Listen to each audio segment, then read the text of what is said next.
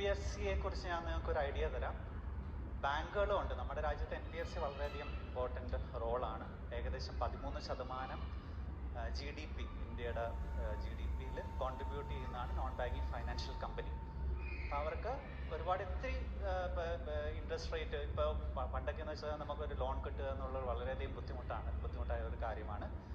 NBFC എന്ത് ചെയ്യുന്നതെന്ന് വെച്ചാൽ പബ്ലിക് സെക്ടർ ബാങ്കുമായിട്ട് ലെൻഡിങ് ഒരുമിച്ച് ലെൻഡ് ചെയ്യുന്നതുകൊണ്ട് നമ്മുടെ ഏറ്റവും താഴത്തെ സെക്ഷനിലേക്കുള്ള ആൾക്കാർക്ക് ലോൺ കിട്ടുന്ന സാഹചര്യം എത്തിക്കുന്നത്. അത് കാരണം 25% പബ്ലിക് സെക്ടർ ബാങ്കുമായിട്ട് കോർഡിനേറ്റ് ചെയ്ത് ലെൻഡിങ് പെർസെൻറ്റേജ്. അത് 50% വളർന്ന് ഏകദേശം 48 ലക്ഷം കോടി ഫണ്ടാണ് നമ്മുടെ നോൺ ബാങ്കിങ് ഫൈനാൻഷ്യൽ കമ്പനി ഇന്ത്യയിൽ നോൺ ബാങ്ക് ഫൈനാൻഷ്യൽ കമ്പനിയുടെ ലെൻഡിങ്.